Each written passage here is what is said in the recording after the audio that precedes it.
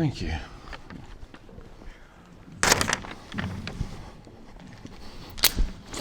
So I got a question. I got your attention?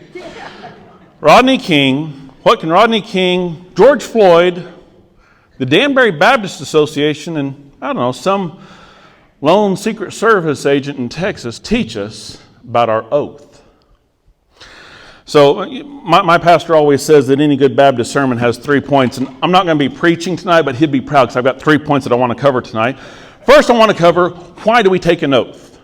Second, I want to cover, why do you care that we take an oath?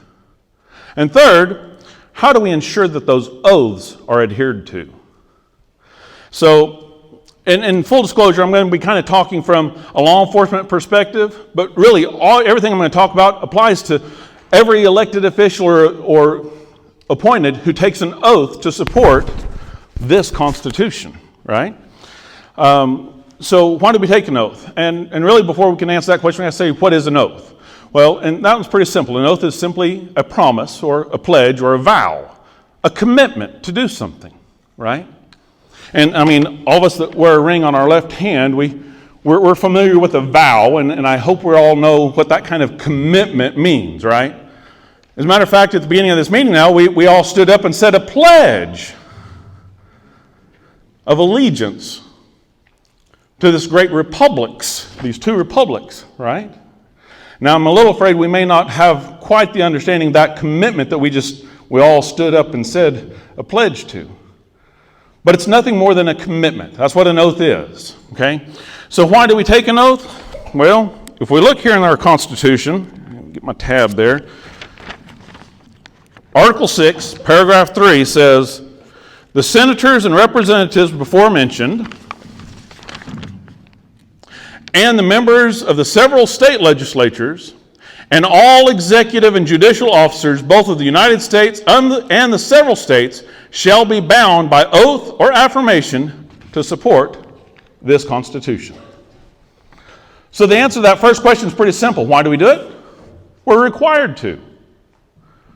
Why do you care? And I think really before we can answer that question, we have to say, well, what does it mean to support this Constitution, right? What does it mean to support the Constitution? Well, you have to think, what is the Constitution?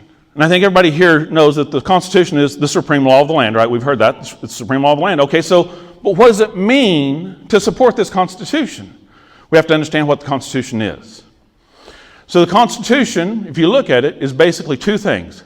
It's the framework of our government, okay, it's the structure of our government, and it's the limitations of our government. Now, we don't usually use that language of limitations of our government. We usually say it's our rights, because you look at our Bill of Rights. Read through our Bill of Rights. What are they? They're limitations on what our government can do. And so we're taking an oath to support not only the structure and the framework, but the limitations of our government. Okay, we see our enlisted oath and our commissioned officer's oath. And then there at the bottom is the oath that is required of us under the Texas Constitution. And if you look at them, all three of them were promising to uphold the Constitution. And I mean, this is something I could talk about for a lot longer than what Sharon has given me time for. I'm already going to take up more time than she told me I'm supposed to. But I'm going to kind of give you a shortcut. So what is the purpose of government, right? If we're supposed to support this Constitution that is the framework of our government, and the shortcut is found in our Declaration of Independence, where it says, we hold these truths to be self-evident, that all men are created equal, endowed with certain inalienable rights. Now, and among those rights, which when I say the word among those rights, does that mean these are all of our rights? No, this is just a short sample of our rights. Among those rights are life, liberty, and the pursuit of happiness, that to secure these rights, governments are instituted amongst men. What was that? So why is government instituted amongst men? To secure the unalienable rights. That's why government exists. So pop quiz now. Which is more important? Restraint of the government or restraint by the government? Said another way, what's more important? Restraint of the people or restraint by the people? Now right now it's easy to say, well, we need to restrain our government, right? But before we jump to that answer, How many of you have ever been a victim of a crime? Do we think it's sometimes important for our government to restrain people? Absolutely. The Danbury Baptist Association, in their letter to Thomas Jefferson with our founders, what did they say? They said the only legitimate purpose of civil government extends no further than to punish the man who works ill against his neighbor. So there is a legitimate purpose for the government to restrain the people. Some people, not all the people. Right? But now we also need to consider restraining the government. So I mentioned Rodney King earlier, and for those of y'all that may not remember Rodney King, how about George Floyd? We remember them, and I apologize. It is not my intent, I sincerely mean this, it is not my intent to disparage the memories of those that have passed. But the fact remains that both Rodney King and George Floyd, thank you, had an extensive criminal history. There were multiple times in their life where they needed to be restrained by the government. But did the government go too far? I think as a society we can agree that the government went too far in the way they restrained those two men, right? George Floyd died, right? But now I have another question. What about that man right there? He didn't kneel on his neck. He didn't kill him. But guess what? He did lose his job. And rightfully so. Did he honor his oath? He had an oath to protect the citizens' rights. George Floyd, despite the fact that he had an extensive criminal history, he's still a citizen of this nation. He still had rights. And that man right there had an obligation to his oath to protect George Floyd's rights. And he didn't. Now, there was a Secret Service agent that came to Texas, and he called the sheriff of a particular county because there was a gentleman in that county who had made some comments on social media that was a little less than favorable towards our sitting president, and they wanted to make sure that he didn't have ill intentions for our president. The sheriff says, well, come by and see me. I'm going to send a deputy with you. He said, no, I don't need backup. He said, no, you don't understand. Come see me first. So the Secret Service went and saw the sheriff. The sheriff actually sent a deputy out, and that deputy understood his oath.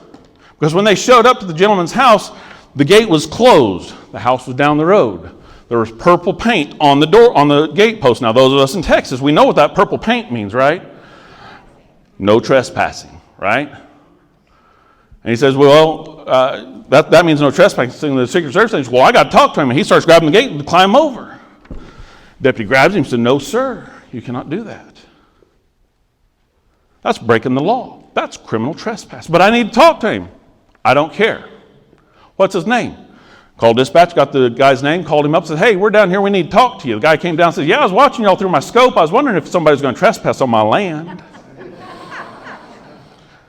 Not only did he prevent that Secret Service agent from breaking the law, may have saved his life. Because he understood, he interposed, we've heard some talk about that, he interposed for that gentleman by stopping that Secret Service agent from breaking the law. That's what we're supposed to do, right? That deputy actually understood something, and here's a nice scripture from Numbers where it says, if a man makes a vow to the Lord or swears an oath to bind himself by some agreement, he shall not break his word. He shall do according to all that proceeds out of his mouth. Every single man, woman that takes an oath needs to understand that. Scripture tells us we should keep our promises. So how do we make sure that those who take an oath adhere to that oath? First, we need to vet our candidates, right? We need to get better about getting involved and knowing who our candidates are before they run, right? And then, after they get elected, we need to hold them accountable. Which, First Amendment, we know this one, we have a right to petition the government for redress of grievances, right? So tell them when they're doing wrong. It's also okay to tell them when they're doing right. They're human. They're going to make mistakes. They need encouragement. They need to know that we're back there to back them up when they're doing good. But we also need to let them know when they're doing wrong. And how can we do that if we're not paying attention? We have got to get involved.